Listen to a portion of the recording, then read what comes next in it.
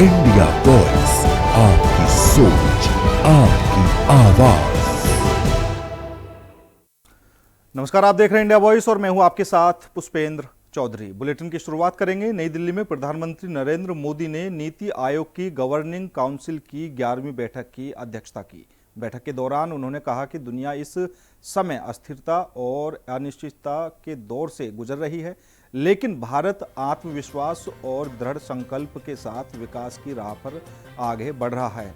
प्रधानमंत्री ने विकसित भारत के लक्ष्य को हासिल करने के लिए केंद्र और राज्यों के बीच मजबूत सहयोग की आवश्यकता पर जोर दिया। उन्होंने कहा कि देश की प्रगति के लिए सभी राज्यों और केंद्र सरकार की साझा जिम्मेदारी है, जिसे मिलकर निभाना होगा।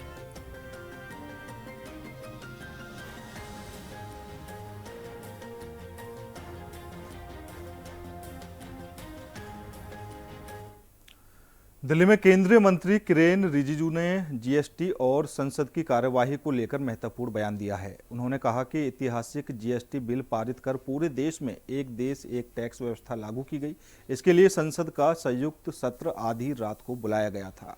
रिजिजू ने कहा है कि कोविड-19 महामारी के कठिन दौर में भी संसद की कार्यवाही जारी रखी गई और कई महत्वपूर्ण विधेयक पारित किए गए। जम्मू कश्मीर में भी लागू किया है। उसके बाद जीएसटी, ऐतिहासिक जीएसटी बिल पारित हुआ।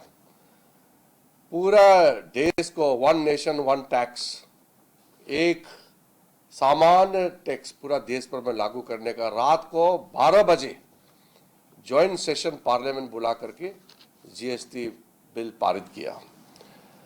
फिर उसके बाद में कोविड के समय में भी पार्लियामेंट को संचालित करवाया, पूरा व्यवस्था करके कोविड के समय में भी कई महत्वपूर्ण बिल्स पार्लियामेंट ने पारित किया है। उसके बाद में पुराने कानून, कई ऐसे पुराने कानून हैं अंग्रेजों के समय में बनाया था, जिसका आज के समय में कोई महत्व नहीं है, कोई उसका जरूरत ही नहीं है।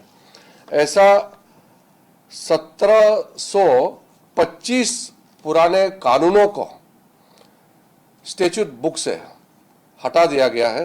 पार्लियामेंट ने इन ऑब्सोलेट लॉज को हटा दिया है।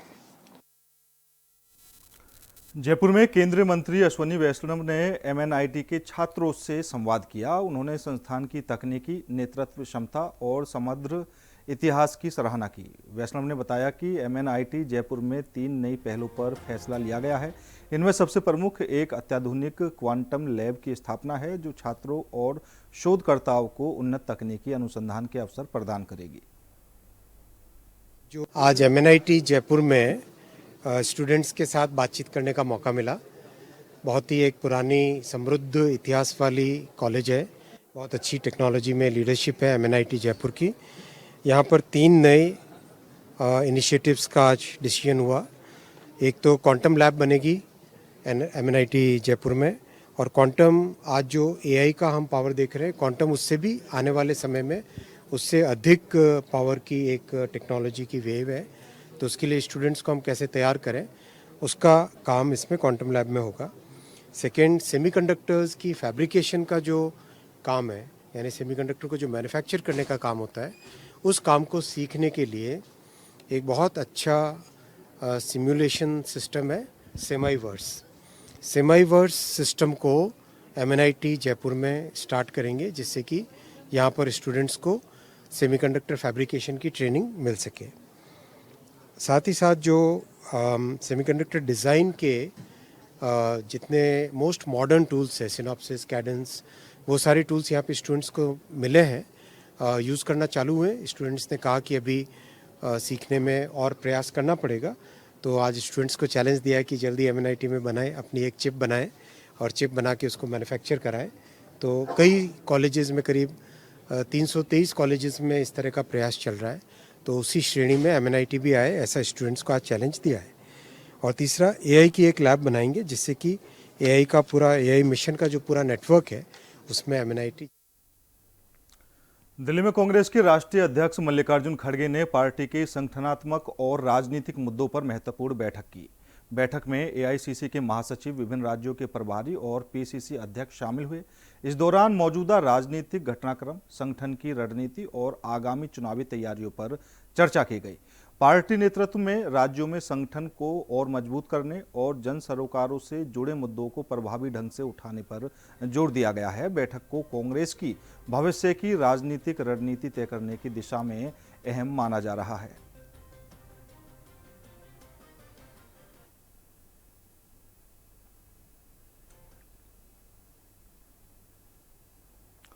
दिल्ली में कांग्रेस नेता मीनाक्षी नटराजन के राज्यसभा नामांकन रद्द होने के मामले में सुनवाई के दौरान अदालत ने चुनावी प्रक्रिया में हस्तक्षेप से इनकार किया है।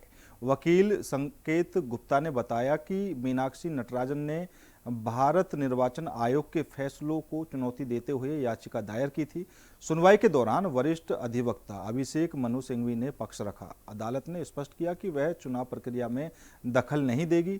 साथ ही संकेत दिया कि मामले से जुड़े अन्य पहलुओं पर आगे की सुनवाई अगले दिन की जा सकती है।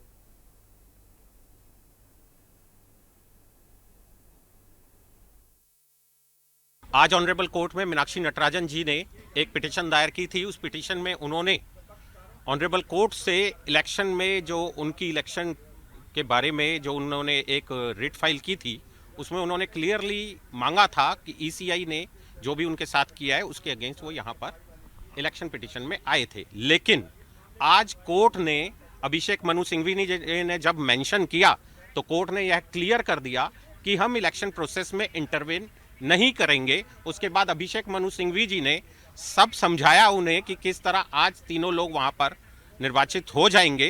तब भी कोर्ट ने इंटरफेयर करने से, इंटरवीन करने से अभी मना कर दिया। जो उन्होंने कहा कि कल हम आपकी मेंशनिंग सुन लेंगे, आज की मेंशनिंग हमको पूरी ओवर हो चुकी है, अब बाकी मेंशनिंग हम कल सुनेंगे। तो अब जो स्थिति है, हाल फिलहाल कोर्ट ने इसमें इंटरवेन करने से मना कर दिया है और कोर्ट ने बहुत क्लियरली कहा कि इलेक्शन प्रोसेस में हम इंटरवेन नहीं करेंगे। अगर आपकी कोई क्वेरी, कोई मेंशनिंग है तो will hear you tomorrow.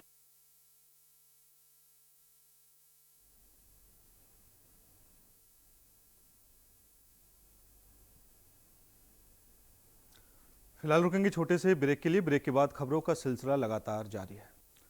Break के बाद एक बार फिर आप सभी का स्वागत है। बढ़ेंगे अगली खबर की ओर। चंडीगढ़ में सुखबीर सिंह बादल ने अरविंद केजरीवाल और आम आदमी पार्टी पर निशाना साधा है। उन्होंने दावा किया कि पिछली बार पंजाब में आम आदमी पार्टी की सरकार श्रोमणी अकाली दल के बड़ी संख्या में समर्थकों के पार्टी छोड़ने के कारण बनी थी। बादल ने कहा कि अब वे समर्थक दोबारा अकाली दल की ओर लौट रहे हैं, जिससे आप नेतृत्व चिंतित है। उन्होंने आरोप लगाया कि जनता अब पार्टी के वादों और दावों की हकीकत समझ चुकी है। उनके बयान के बाद पंजाब की राजनीति में बयानबाजी और तेज होने के संकेत मिले हैं। अरविंद केजरीवाल घबराया बैठा, ਉਹਨੂੰ ਪਤਾ ਹੈ ਉਹਨਾਂ ਦੀ ਸਰਕਾਰ ਪਿਛਲੀ ਵਾਰ ਆਮ ਆਦਮੀ ਪਾਰਟੀ ਦੀ ਤਾਂ ਬਣੀ ਸੀ ਕਿ 80% ਅਕਾਲੀ ਦਲ ਦੇ ਸਪੋਰਟਰ ਹੀ ਆਮ ਆਦਮੀ ਪਾਰਟੀ ਨੂੰ ਚਲੇ ਗਏ ਸੀ, ਕਿਉਂਕਿ ਇਹਨਾਂ ਝੂਠ ਬੋਲਿਆ ਸੀ। ਹੁਣ ਉਹ 80% ਵਾਪਸ ਆ ਰਹੇ ਹੈ। ਉਹਨੂੰ ਪਤਾ ਹੈ ਕਿ ਹੁਣ ਇਹਦੀ ਗੱਲ ਬਣਨੀ ਨਹੀਂ। ਹੁਣ ਮੇਨ ਟਾਰਗੇਟ ਸੁਖਬੀਰ ਸਿੰਘ ਬਾਦਲ ਹੈ ਤੇ ਅਕਾਲੀ ਦਲ ਹੈ। ਇਹਨਾਂ ਦਾ ਬੜਾ ਪਲਾਨ ਪੁਲਿਸ ਨੂੰ ਰੋਜ਼ ਬਣਾਉਂਦੇ ਆ ਕਿ ਸੁਖਬੀਰ ਸਿੰਘ ਬਾਦਲ ਤੇ ਡੀਏ ਦੇ ਕੇਸ ਬਣਾਓ, ਇਹਦੇ ਆਹ ਕੇਸ ਬਣਾਓ। ਸਰੂਪਾਂ ਦੇ ਕੇਸ ਵਿੱਚ ਮੇਰੀ ਕੰਪਨੀਆਂ ਦੇ ਸੀਏ ਨੂੰ ਚੱਕੀ ਜਾਂਦੇ ਆ। ਕੀ ਉਹਦੇ ਚ ਕੋਈ ਸੰਬੰਧ ਹੀ ਨਹੀਂ ਹੈ। ਮੈਂ ਇਹ ਕਹਿਣਾ ਨਾ ਮੈਂ ਕੇਸਾਂ ਤੋਂ ਡਰਾਂ, ਨਾ ਮੈਨੂੰ ਜੇਲ੍ਹ ਜਾਣ ਤੋਂ ਪਰਵਾਹ ਹੈ। ਜਿੰਨਾ ਮਰਜ਼ੀ ਕੇਸ ਪਾਲਾ ਅਰਵਿੰਦ ਕੇਜਰੀਵਾਲ ਤੇ ਭਗਵੰਤ ਮਾਨ, ਮੈਨੂੰ ਤੂੰ ਕੇਸ ਪਾ ਕੇ ਟੈਲੀਫੋਨ ਕਰਦੀ, ਮੈਂ ਆਪ ਆਊਂਗਾ ਪੁਲਿਸ ਦੇ ਸਾਹਮਣੇ। ਮੈਂ ਕੋਈ ਡਰਨ ਵਾਲਾ ਨਹੀਂ ਹੈ। ਸੋ ਐ ਨਾ ਸੋਚਿਓ ਕਿ ਕੇਸ ਪਾ ਦੁਆਰਾ, ਜਿਵੇਂ ਤੁਸੀਂ ਅਕਾਲੀ ਦਲ ਇੱਕ ਪਾਰਟੀ ਹੈ, ਜਿੰਨਾ ਤੁਸੀਂ ਉਹਨਾਂ ਤੇ ਅਟੈਕ ਕਰੋਗੇ ਉਹਨੇ ਤੀਜੇ 3 4 10 ਗੁਣਾ ਹੋ ਕੇ ਤੁਹਾਡੇ ਮਗਰ ਪੈਣਗੇ।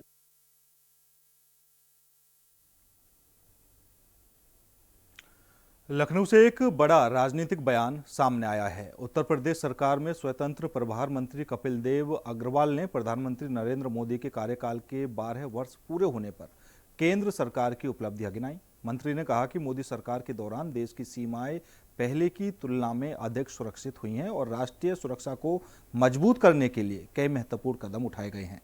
बसंत मिश्रा ज्यादा जानकारी देंगे। उत्तर प्रदेश सरकार में स्वतंत्र प्रभार मंत्री कपिल देव जी हमारे साथ मौजूद हैं। सर, मोदी कार्यकाल के 12 साल पूरे हुए हैं, ऐतिहासिक कार्यकाल रहा है, क्या कहें? देखिए, देश के सबसे ज़्यादा लंबे समय तक प्रधानमंत्री के रूप में काम करने वाले, जननायक, लोकप्रिय और देश को सर्वोच्च शिखर पर ले जाने वाले पूर्वी प्रधानमंत्री रहे हैं, पूर्वी सरकार रही हैं, लेकिन 67 साल के कार्यकाल में और 12 वर्षीय कार्यकाल में अगर तुलनात्मक अध्ययन किया जाए तो देश की बाह्य सुरक्षा, जो मुझको सबसे महत्वपूर्ण लगती है, चाहे धारा 370 का हटना हो, चाहे सर्जिकल स्ट्राइक हो, चाहे एयर स्ट्राइक हो, चाहे ऑपरेशन सिंदूर हो, कितनी दृढ़ता और मजबूती के साथ आसुरी तत्वों को, देश विरोधी ताकतों को और खासतौर पर पाकिस्तान को, आतंकवादी संगठनों को किस प्रकार से उनकी कमर तोड़ने का काम किया, उनके अड्डे ध्वस्त करने का काम किया, और जिस प्रकार से अन्य पूरे देश के अन्य हिस्सों के अंदर जो आतंकवादी संगठन चलते थे उनको भी तिथि निर्धारित करके उनको समाप्त करना, ये निश्चित रूप से एक बड़ी उपलब्धि सरकार की है।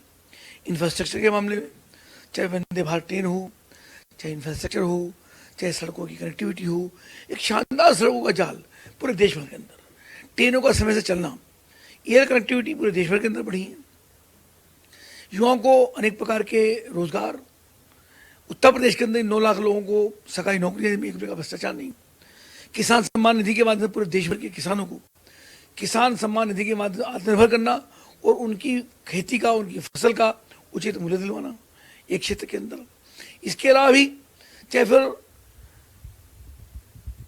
महिलाओं के लिए, बेटियों के लिए, उनको आत्मनिर्भर बनाने के लिए इतनी सारी योजनाएं सरकार के द्वारा चली, और एक भरोसा, जो मुझे लगता है भरोसे की जो सरकार होती है, एक नरेंद्र मोदी जी के प्रति देश के लोगों में भरोसा कायम हुआ है। और जो विपक्षी में चर्चा करूं तो कैसे तथाकथित गठबंधन जो लगातार कभी बनता है, कभी टूटता है, कभी बनता है, कभी टूटता है, बिल्कुल भानुमति कुंभे की तरह, और स्वार्थी लोगों का एक जमावड़ा ये देश के अंदर है, और उन सभी कमर तोड़ने का भारतीय जनता पार्टी ने श्री नरेंद्र मोदी के नेतृत्व में करने का काम किया है। पश्चिम बंगाल जैसे प्रदेश को जीतना, और वहां पे वर्तमान में आप देखिए, यानी जो उनका पाप का घड़ा था वो टूट करके तार तार बिखर गया। दाम नहीं बढ़े, जब बढ़े तब चर्चा करें।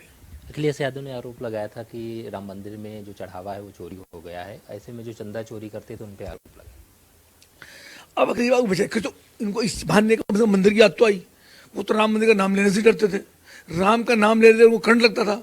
अब कम से कम इसी बहाने से वो कहा था, वो कालिदास जी ने कहा कि राम राम नहीं को मरा मरा कहूंगा, मरा मरा मरा, तो मरा मरा होते ही राम हो गया था। तो वैसे ही अखिलेश जी को चंदा चोरी के माध्यम से भगवान राम की याद तो आई, बाकी राम जन्मभूमि संन्यास उसको ठीक प्रकार से सारी व्यवस्था को ठीक चलाने का काम कर रहा है। सर, बीजेपी के लोग गांव-गांव जाकर के जो सरकार की नीतियां उनको बताने का काम कर रहे हैं, 27 में चुनाव नजदीक आ गया, उसको किस तरह से देख?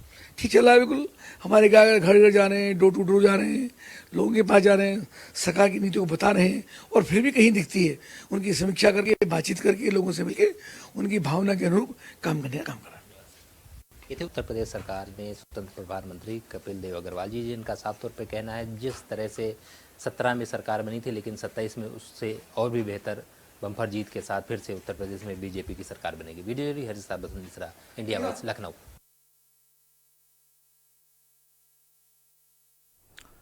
बीएसपी प्रमुख मायावती के निर्देश पर ओबीसी समाज के सामाजिक भाईचारा संगठन की समीक्षा बैठक आयोजित की गई। बैठक में विभिन्न जिलों के संयोजक शामिल हुए।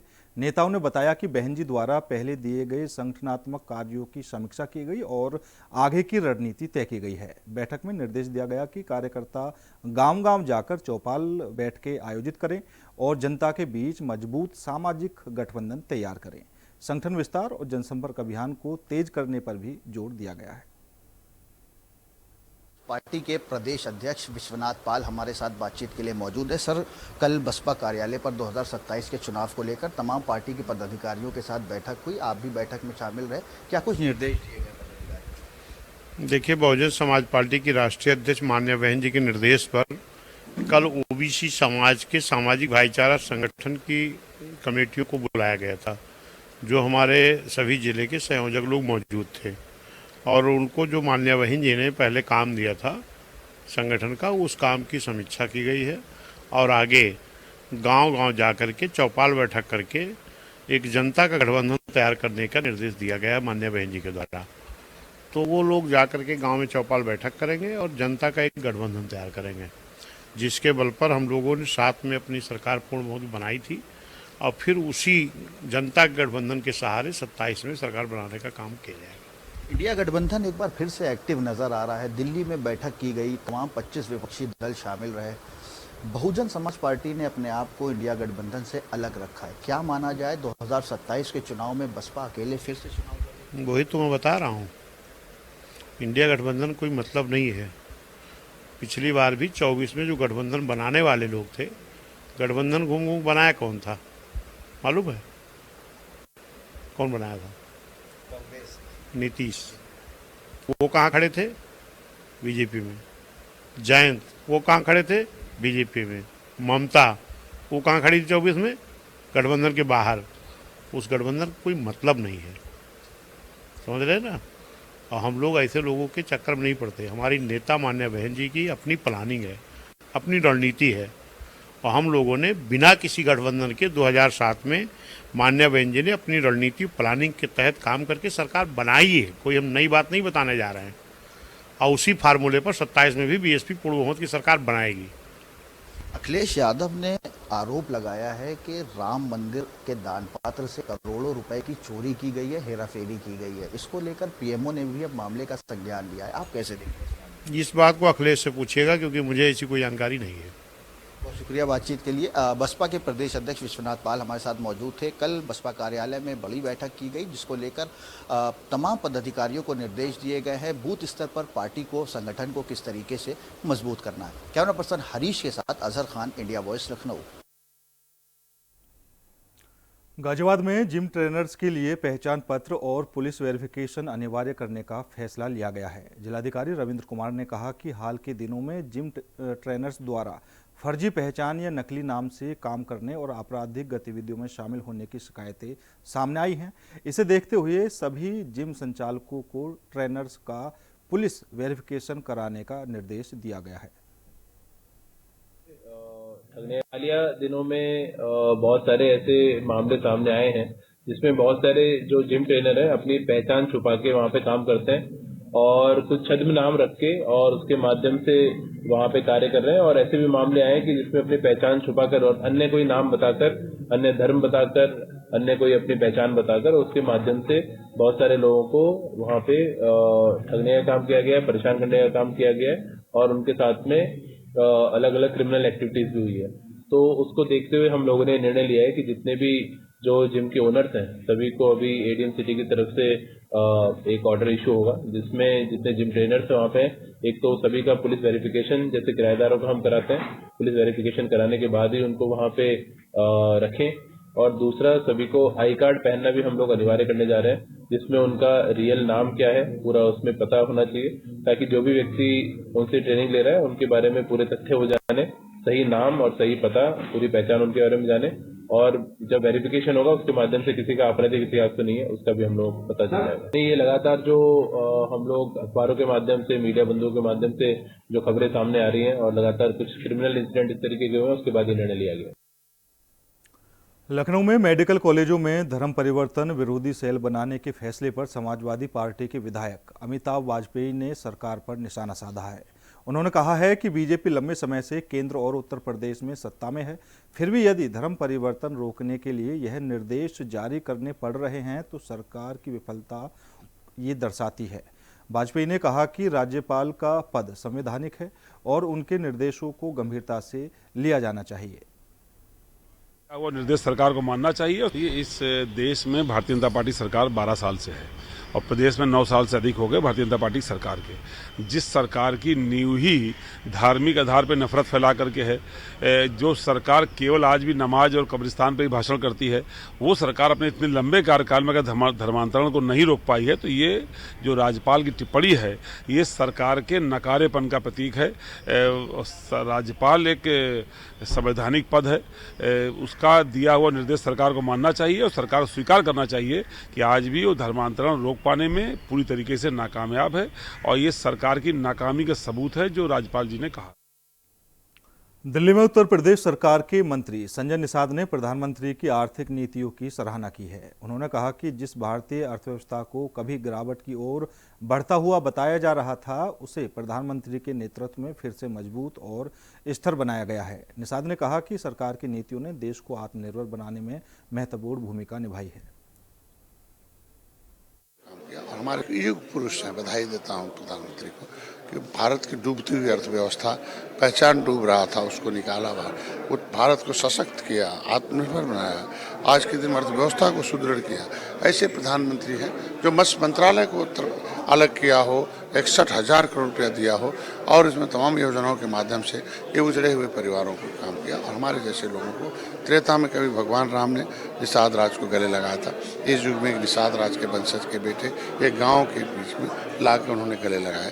इसलिए आज के दिन में इतना प्यार और स्नेह, आज के दिन प्रधानमंत्री को आभार प्रकट करता हूँ। फिलहाल मेरे साथ इस बुलेटिन में इतना ही। बाकी देश और दुनिया की तमाम खबरों के लिए देखते रहिए इंडिया वॉइस।